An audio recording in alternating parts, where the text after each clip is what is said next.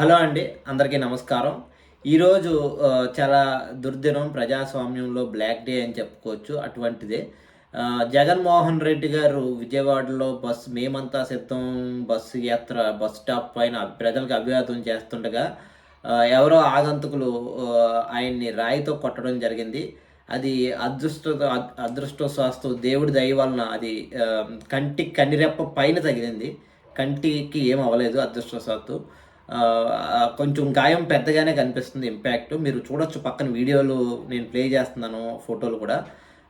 వెంటనే ఆయనకి first aid ప్రథమ చికిత్స చేయడం కూడా జరిగింది.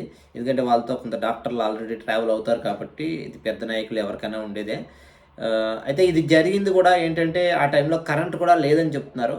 అంటే మరి ఇది ఒక పకడ్బందీగా కరెంటు తీసేయడమా లేదా కరెంటు లేని టైం చూసి గుంపులోంచి ఇటువంటి దాడి చేశారా అనేది ఐ థింక్ నాకు తెలిసి విచారణలో వస్తుంది, బయటకు వస్తుంది. ఇంకొకటి ఏంటంటే క్యాటర్ పిల్లర్ ద్వారా అది కొట్టారని కూడా అంటున్నారు. ఏదేమైనా ఇలాంటి దాడులు జరగడం ప్రజాస్వామ్యంలో మంచిది కాదు. రాజకీయ పార్టీ నాయకులు అందులోనూ ఎలక్షన్ టైంలో వాళ్ళు వెళ్ళి ప్రచారం చేసుకోవాలి. అది వాళ్ళ ప్రాథమిక హక్కు. ఆ ప్రాథమిక హక్కుని హరించడం ఏమాత్రం భావ్యం కాదు. ఇది ఏ రాజకీయ నాయకుడికి ఇట్లా జరగకూడదు. ఒక జగన్ గారే కాదు, చంద్రబాబు నాయుడు గారు, పవన్ కళ్యాణ్ గారు, ఇంక్లూడింగ్ కేఏ పాల్, షర్మిల గారు ఎవరు ప్రచారం చేసుకున్నా స్వేచ్ఛగా ఎన్నికల ప్రచారం చేసుకోవాలి. ప్రజలకు వాళ్ళ వాళ్ళ విషయాలు చెప్పుకోగలగాలి. ఆ అవకాశాలు ఉండాలి. దీనికి మరి ఖచ్చితంగా పూర్తి బాధ్యత ఎలక్షన్ కమిషన్ తీసుకుని ఇంటెలిజెన్స్ ఫెయిల్యూర్ కూడా ఉండొచ్చు. వాళ్ళు వెంటనే సెంట్రల్ ఎలక్షన్ కమిషన్ రియాక్ట్ అయ్యి ఇది ఏ విధంగా జరిగింది, సమూహంలో ఏమన్నా మూకలు ఒక అప్రజాస్వామికంగా బిహేవ్ చేసే మూకలు ఏమైనా ప్రవేశించి చేసినాయా, లేదా ఇతర రాజకీయ పార్టీలలో వ్యక్తులు ఏమన్నా చేశారా అనేది కూడా చూడాలి. ఇటువంటి దాడి జరగడానికి యాక్చువల్గా దీనికి ఏంటి కారణం? ఇంకొకటి కూడా ఉంది. జగన్మోహన్ రెడ్డి గారు మేమంతా సిద్ధం అని చెప్పి బస్ యాత్ర స్టార్ట్ చేయడం ఇది దాదాపుగా 14వ రోజు కావచ్చు. రాయలసీమ నుంచి ఇడుపులపాయ దగ్గర నుంచి ఇప్పుడు రాయలసీమ అంతా 4 జిల్లాలు పూర్తి చేసుకుని, నెల్లూరు, ప్రకాశం, గుంటూరు పూర్తి చేసుకుని విజయవాడలో ప్రవేశించిన దరిమిల అశేష ప్రజవాహిని, అంటే ఇసుకేస్తే రాలలేదు అన్నంత రీతిలో జనం రావడం జరిగింది. జగన్మోహన్ రెడ్డికి మంగళహారతులు, అంటే అమ్మవారు కొలువుదీరిన విజయవాడలో మరి అదే అంతే ఆప్యాయతతో అంతే ప్రేమతో జగన్మోహన్ రెడ్డిని ఆ మంగళహారతులు ఇచ్చి మరీ వెల్కమ్ చేశారు. మీరు వీడియో కూడా చూడొచ్చు. జనం కూడా ఆ విజయవాడ వంతెన మొత్తం నిండిపోయింది. అశేష ప్రజావాహిని ఆల్రెడీ రాయలసీమ, నెల్లూరు జిల్లాల్లో కూడా జగన్మోహన్ రెడ్డి బస్సు యాత్రకి అద్భుతమైన స్పందన లభిస్తుంది ప్రజల నుంచి. పిల్ల జల్ల ముసలి ముతక అవ్వ తాత అన్న చెల్లి తమ్ముళ్ళు అందరూ మరి జగన్మోహన్ రెడ్డి వాళ్ళ ఊరు వస్తున్నారు, మేము చూడాలి అని చెప్పి ఆ చుట్టుపక్కల ప్రాంతాల్లో ఉన్న పల్లెలు పట్టణాల నుంచి రావడం, వాళ్ళ యొక్క ప్రేమను చూపించడం, వాళ్ళకి ఏమన్నా ఇబ్బందులు ఉంటే అవి కూడా చెప్పుకోవడానికి ప్రయత్నం చేయడం, అది మనం వీడియోలు చూస్తూనే ఉన్నాం. సో ఇది చూస్తున్న కొన్ని రాజకీయ శక్తులు ఏమన్నా కన్నుగట్టి ఈ జగన్మోహన్ రెడ్డికి ప్రజల్లో ఉన్న ఆ స్పందనను మనం తగ్గించలేకపోతున్నాం. మనం ఎన్ని పథకాలు పెట్టినా జగన్మోహన్ రెడ్డి పథకాలను మనం కాపీ చేసి మళ్ళీ అదే పెట్టి ఎంతకన్నా ఎక్కువ ఇస్తామన్నా, వాలంటీర్లకి 5,000 కాదు 10,000 ఇస్తామన్నా, మరి అయినా కూడా జనాలు జగన్మోహన్ రెడ్డి వెనకే నడుస్తున్నారు. ఎండలు అంత ఉన్నా కూడా జగన్మోహన్ రెడ్డి ఎందుకు వెనకాలే తిరుగుతున్నారు. మన మీటింగులకేమో రావట్లేదు. మరి అటువైపుని చూస్తే చంద్రబాబు నాయుడు గారు, పవన్ కళ్యాణ్ గారు మీటింగ్లు అయితే చేస్తున్నారు. ఆ మీటింగ్లన్నీ చూస్తే గోదావరి జిల్లాలు, కృష్ణా, గుంటూరు జిల్లాలోనే ప్రధానంగా మీటింగ్లు పెట్టుకుంటున్నారు. రోజుకి 2 మీటింగ్లు సాయంత్రం మాటలు, అంటే ఏమి యాత్రలు లేకుండా.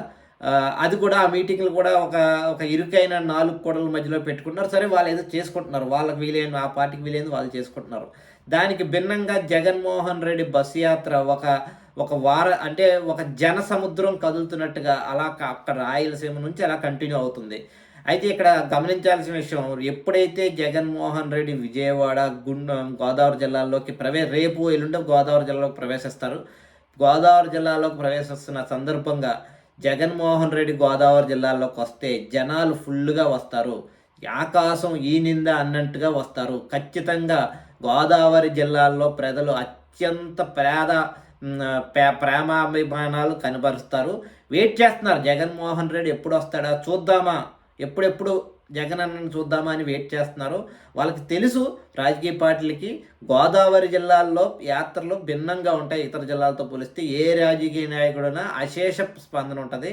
ఇక్కడ జగన్మోహన్ రెడ్డి వస్తే మాకు మా గ్యాస్ తీసేసినట్టు ఉంటుందని ముందే భావించి మరి రాజకీయ పార్టీలు ఏమైనా కుట్ర చేసినాయా, మరీ ముఖ్యంగా కొత్తగా అంటే రాజకీయాల్లోకి కొత్త అంటే 10 సంవత్సరాలు అనేది కొంత యువరక్తం ఎక్కువగా ఉన్న పార్టీ, ఏమైనా పిల్లగాళ్ళతో ఉన్న పార్టీ అలాంటి వాళ్ళు ఏమైనా చేయించారా ఏంటి తెలీదు. ఇది ఖచ్చితంగా ఎలక్షన్ కమిషను మరి సెంట్రల్ ఏజెన్సీస్తో ఇన్వెస్టిగేట్ చేయించి అది ఏంటో ఆ నిగ్గు తేల్చాల్సిన అవసరం ఎంతైనా ఉంది. ఇంకా నెల రోజులు ఉంది ఎలక్షన్లకి. మరి ఇటువంటి దాడులు చేయడం మంచిది కాదు.